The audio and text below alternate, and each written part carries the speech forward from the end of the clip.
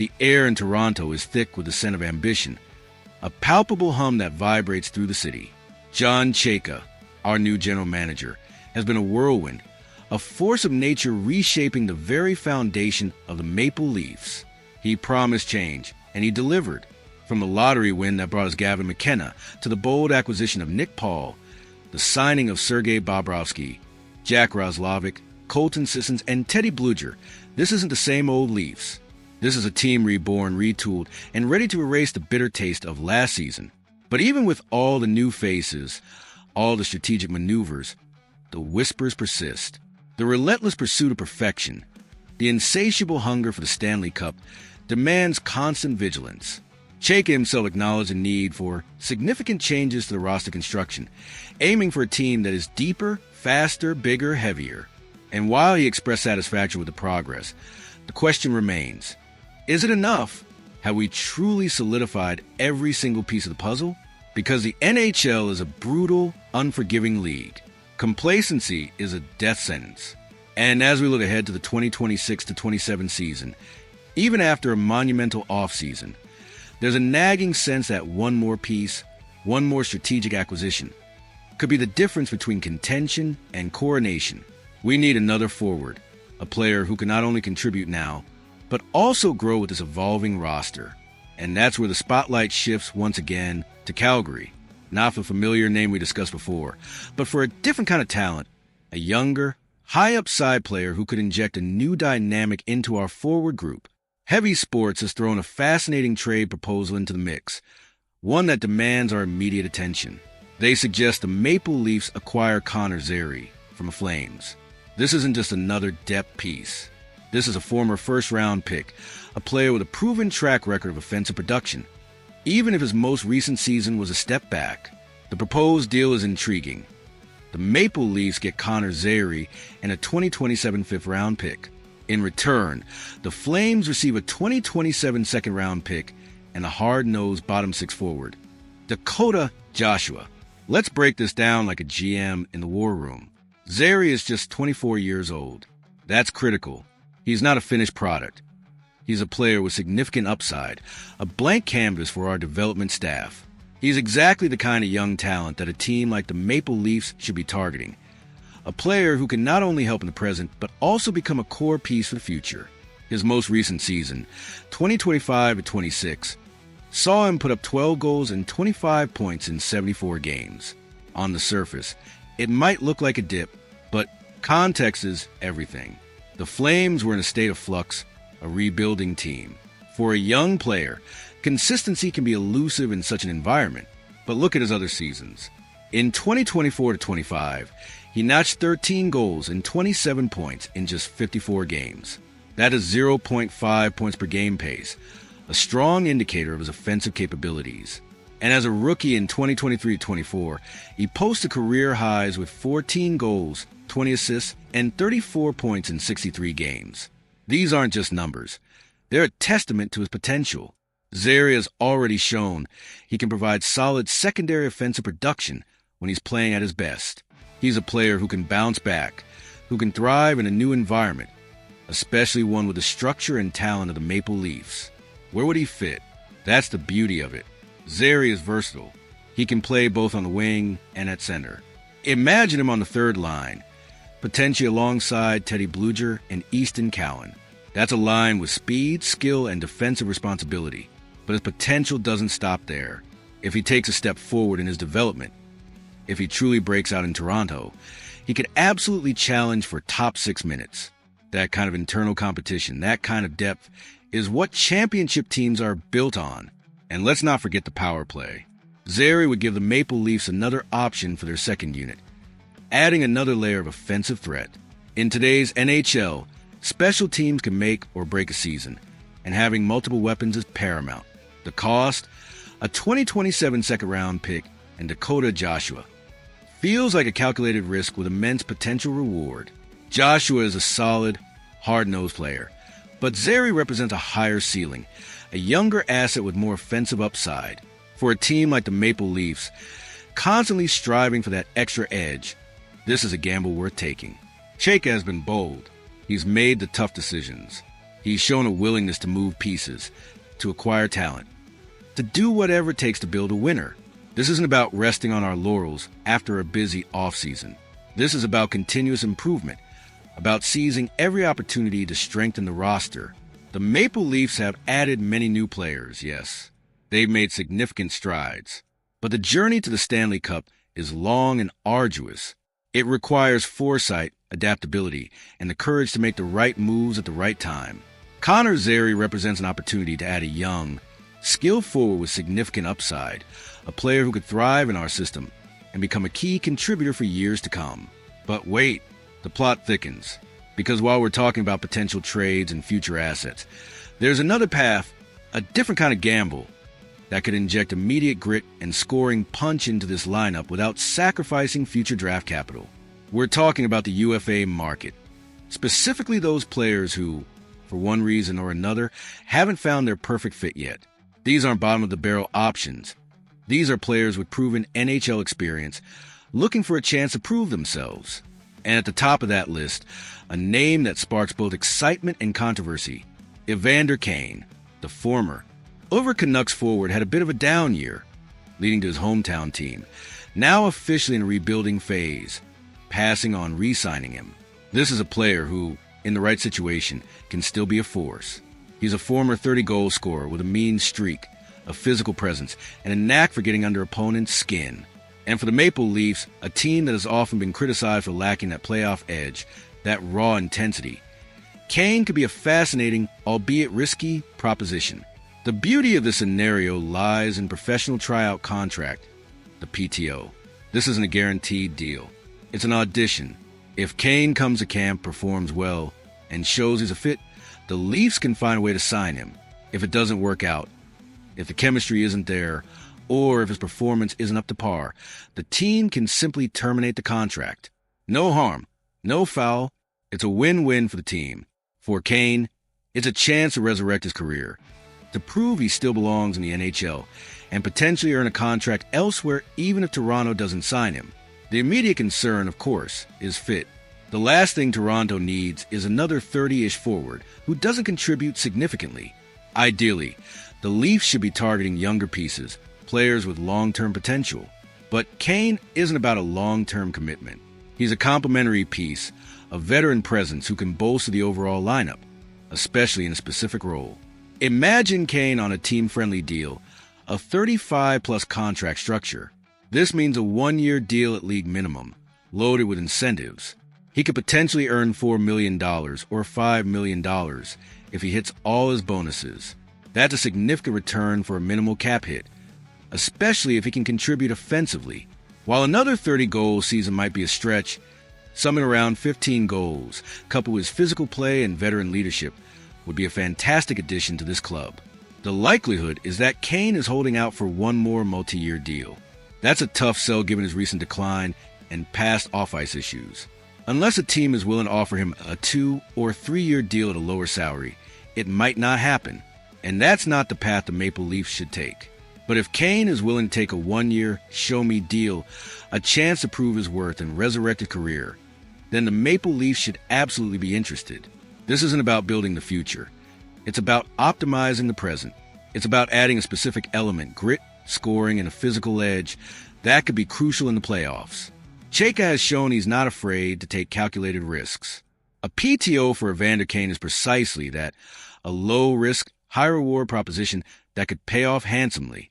So, Leafs Nation, we have two distinct paths, two intriguing possibilities. Do we pursue the young, high-upside Connor Zary, sacrificing future assets for a long-term solution? Or do we take a calculated gamble on the veteran Evander Kane, bringing an immediate impact on a PTO, hoping to unlock his potential for a single, impactful season? This isn't just about adding players. It's about defining the identity of this team. It's about making the strategic choices that will finally bring the Stanley Cup home. What do you say, Leafs Nation? Which path do we take? The future with Zary or the immediate impact with Kane? Let us know your thoughts in the comments below. Like this video, subscribe to the channel, and hit that notification bell, because the off-season isn't over and the pursuit of the cup never stops. But the plot, as always, thickens. Because while we debate PTOs and potential trades, there's a story brewing in Dallas that could overshadow everything. A contract saga that, if it unravels, could present the Toronto Maple Leafs with a massive, in-season trade opportunity. We're talking about Jason Robertson. This isn't just any player. This is a 26-year-old winger, a pure offensive force, a consistent point-per-game producer. Earlier this summer, the Dallas Stars avoided a massive meltdown by inking Robertson to a one-year, $12 million deal. It was a stopgap, a temporary truce, aimed at buying more time to work out a definitive, long-term contract extension. That's the plan. That's what should happen. But until it does, the speculation will swirl, and the possibility of the Stars trading their star forward will hang heavy in the air. And that Leafs Nation is where our opportunity lies. Now, let's be brutally honest. Pulling off a deal for Jason Robertson would be incredibly tough. It would require a solid amount of trade capital, a king's ransom, to make it work. But for a player of Robertson's caliber, for a team with our aspirations, it's not impossible. This is the kind of move that changes the trajectory of a franchise. So what would it take? The sticker price would likely be a first-round pick, a high-end prospect, and other picks or roster players. That's what the Stars would demand. And it's a price tag that, frankly, the Leafs may not be able to afford without gutting our future. Perhaps the Stars would go for a deal involving Matthew Knies. But trading Knies for Robertson would, in many ways, defeat the purpose, swapping one talented winger for another, unless Toronto want to get rid of Knies. Just doesn't make sense for the long-term vision. We need to add, not just shuffle pieces. Then there's the matter of the contract extension. Everyone knows what the floor for Robertson's contract was this summer. The brother of former Maple Leafs draft pick Nick Robertson, he famously turned down a $15 million AAV deal from the Seattle Kraken. The mystery lies in why. Why did he renege on that extension, causing purported Kraken Stars deal to fall through? It's also known that the Stars aren't comfortable with the idea of going to $15 million per season. The organization wants to keep Robertson's contract as close to Mikko Rantanen's as possible, a team-friendly number. But what if the Maple Leafs were willing to do that? What if Toronto was comfortable with signing Robertson to, say, a 7-year, $15 million AAV deal? Would that be enough to get it done? It certainly seems like a good starting point, a powerful statement of intent. The one crucial thing to keep in mind is timing. Dallas isn't going to trade Robertson now. They just avoided a meltdown by signing him to that one-year deal. They have time. But that may not be the case if Robertson remains unsigned by the 2027 NHL trade deadline. That's the critical juncture. That's where the price tag could come down. That's the point where John Chayka can throw his hat in the ring and see what happens. In about 6 months, this trade might not seem like such a long shot. It might actually become much more feasible than it appears today. The pressure on Dallas will mount. The risk of losing Robertson for nothing will become a terrifying reality. And that's when Chayka, with his keen eye for opportunity and his willingness to make bold moves, could strike. This isn't just about acquiring a player. It's about seizing a moment. It's about recognizing when a star player becomes available, when the market shifts, and having the courage and the capital to make the move. Jason Robertson is a game changer, a legitimate superstar who could elevate our top six to an entirely new level. So, Leafs Nation, the strategic landscape is constantly evolving. We've discussed PTOs, potential trades for younger talent, and now, the tantalizing prospect of a true blockbuster. Do we wait for the perfect storm, for the Dallas Stars to run out of time, and then pounce on Jason Robertson? Do we risk the massive capital required for such a move, knowing the potential reward is a legitimate shot at the Stanley Cup? But wait, there's more. Because even as we dream of superstars and blockbuster trades, the relentless pursuit of depth, of finding those hidden gems, never stops. John Chayka's offseason has been defined by aggressive spending and strategic acquisitions.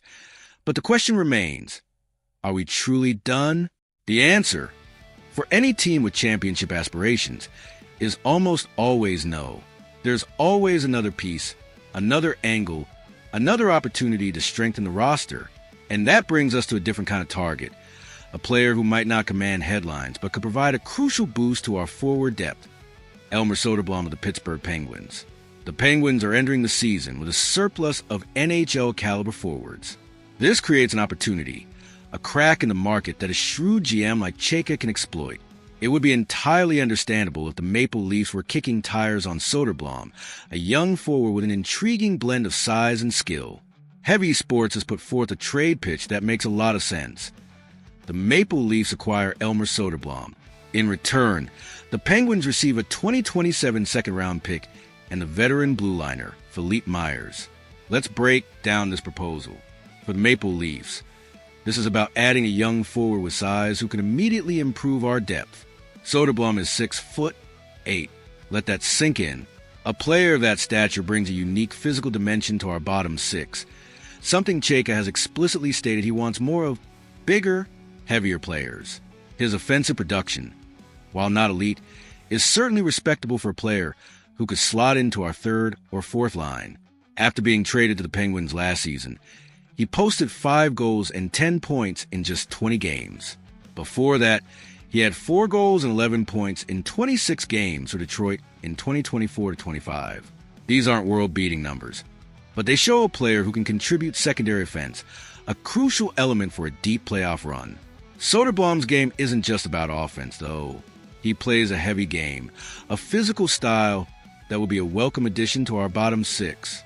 His 99 hits in 59 games this past season effectively demonstrate that. This is a player who can win puck battles, create space, and wear down opponents. His versatility also adds to his appeal. He's capable of playing multiple forward positions, giving the coaching staff plenty of options for where to deploy him in the lineup, whether it's on the third line, providing a scoring touch, or on the fourth line, bringing a physical presence. Soderblom offers flexibility. At just 25 years old, Soderblom, a 2019 sixth-round pick, is still young enough to take his game to a new level. The Maple Leafs are in the middle of a retool, and taking a chance on a big, young forward like Soderblom, who could break out in a new environment, makes a lot of sense.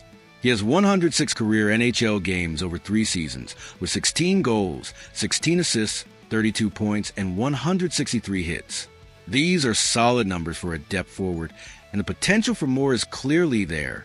For the Penguins, this deal makes sense too. They have a surplus of forwards, and acquiring a 2027 second-round pick helps replenish their prospect pool.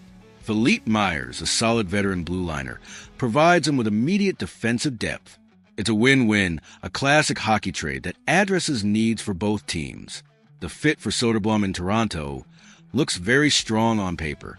He brings size, secondary offense, and a physical edge, all elements that Chayka has prioritized. This isn't a blockbuster, but it's the kind of smart, calculated move that championship teams make to solidify their roster. It's about finding value where others might not see it, about taking a chance on a player who could thrive in a new system. So, Leafs Nation, the strategic options are endless. From high-stakes blockbusters for superstars like Jason Robertson, to low-risk PTOs for veterans like Evander Kane, to shrewd trades for young, impactful depth players like Elmer Soderblom. John Chayka has proven he's willing to explore every avenue, to leave no stone unturned in the pursuit of the Stanley.